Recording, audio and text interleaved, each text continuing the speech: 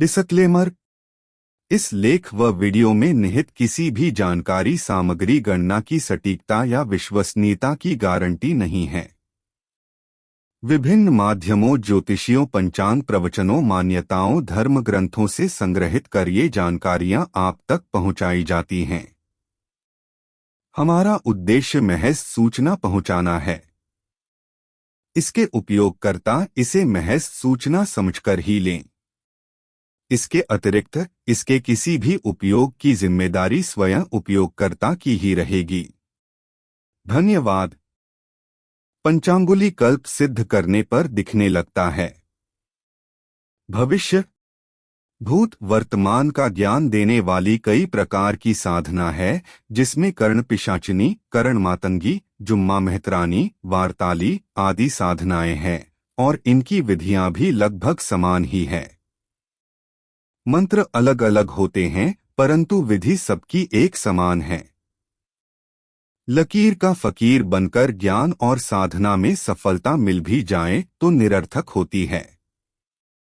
हर साधकों को यह जान लेना आवश्यक है कि सभी शक्तियां मानसिक शक्तियां होती हैं। इनकी सिद्धि का एक सूत्र है मानसिक भाव को विशेष समीकरण में गहन करना। इसी विधि में साधक अपने अनुसार परिवर्तन कर सकता है। प्राचीन विधियों में भी एक कर्ण पिशाचिनी साधना की ही दर्जनों विधियां हैं। इसलिए विधियों का महत्व केवल समान भाव की वस्तुओं और क्रियाओं में से है। एक विशेष बात और है कि जो साधक गणेश जी की हाँकने की यज्ञ चक्र की सिद्धि कर लेता है, उसे इन शक्तियों को सिद्ध करने की आवश्यकता ही नहीं होती। वह बिना शादी के भी नहीं बुला सकता है।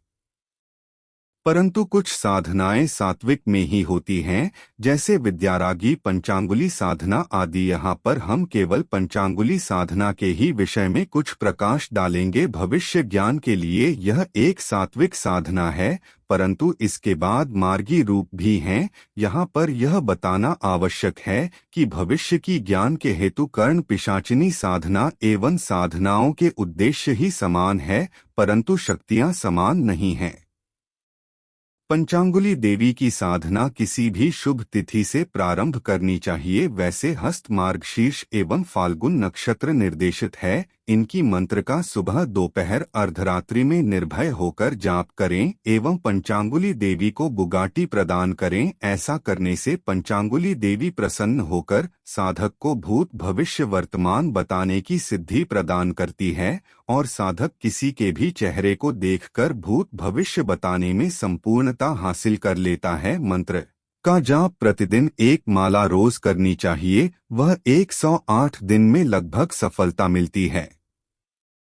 पंचांगुली साधना ब्रह्मा मुहूर्त में करनी चाहिए। मैं पंचांगुली यंत्र एवं स्फटिक माला का प्रयोग करना चाहिए। पंचांगुली साधना 108 दिन की साधना है। स्थान शांत पवित्र में निर्जीव होना चाहिए। मुख पूरब की ओर होना चाहिए। आसन तथा वस्त्र पीले धारण करने चाहिए।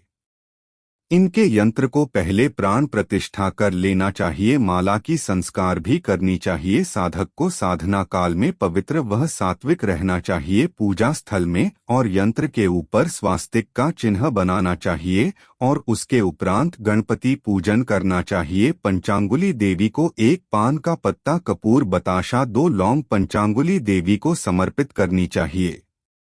विधारागी, पंचांगुली, कर्ण पिशाचिनी, वारताली, जुम्मा मेहतरानी आदि साधनों में भैरवी का प्रयोग करने से यह शैक्षिक सिद्ध होती है। ऐसी भैरवी को देवी का रूप मानकर पूजा की जाती है। भैरवी का चित्र श्रीगान किया जाता है। विभिन्न प्रकार से होता है। तलवों के पंजों एवं ऊपर पैरों के पंजों पर भैरवी चक्र बनाया जाता है। दोनों हथेलियों एवं पृष्ठ भाग पर भी भैरवी चक्र का चिन्ह बनाया जाता है। नितंबों एवं मूलाधार पर भैरवी चक्र, वर्षों पर यंत्र, ललाट पर गुरु प्रतीक या साधक प्रतीक पूजा भी की जाती है।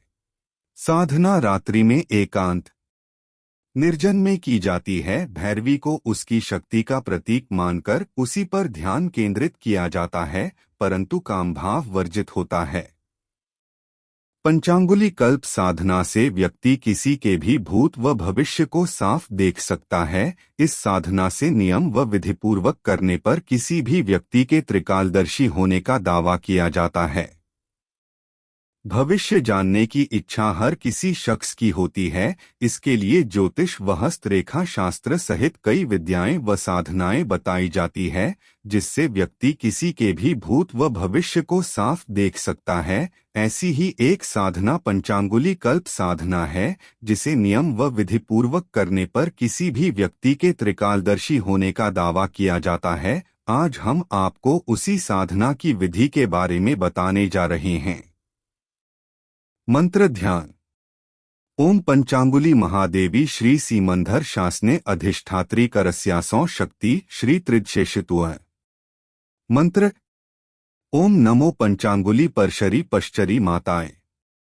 मंगल वशकर्णी लोहमय दंडमाणिनी 64 काम विहडन्नी रणमध्ये राउल मध्ये भूत मध्ये प्रेत मध्ये पिशाच मध्ये झोरिगम मध्ये डाकिनी मध्ये शंखनी मध्ये यक्षिणी मध्ये दोषणी मध्ये शेरनी मध्ये गुणी मध्ये गारुणी मध्ये विवारी मध्ये दोष मध्ये दोषाशर मध्ये दुष्ट मध्ये घोरकष्ट मुझ ऊपरे बुरो जो कोई कराने जड़े जड़ावे तत् चित्त तस माथे श्री माता श्री पंचांगुली देवी तो वज्र निर्धार पड़े। ओम ठम्म ठम्म ठम्म स्वाहा।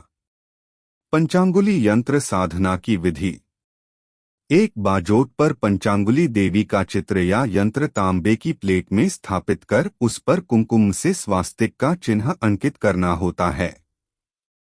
फिर गणपति का ध्यान कर षोडशोपचार विधि से विधिवत पूजन करना होता है, जिसमें मंत्रोच्चारण के साथ ध्यान, आसन, स्नान, पयस्नान, दधिस्नान, मधुस्नान, घृत स्नान, वस्त्र, गंध, अक्षत, पुष्प, दीप, नैवेद्य व दक्षिणा के साथ विशेष अर्घ्य दिया जाता है। पंचांगुली सिद्ध करने के लिए साधक को विशेष सावधानियां बरतनी होती है। ब्रह्मचर्य का पालन, भूमि पर शयन, मांस मदिरा का त्याग, अधिक से अधिक मौन रहना साधक के लिए अनिवार्य होता है। इसके अलावा मंत्र जप के समय तक दीपक प्रज्वलित रहना जरूरी है। साधना के बाद सारी सामग्री को नदी या कुएं में भी विसर्जित करना होता है। यदि साधना विधिपूर्वक नहीं की जाए तो उसका फल नहीं मिलता है।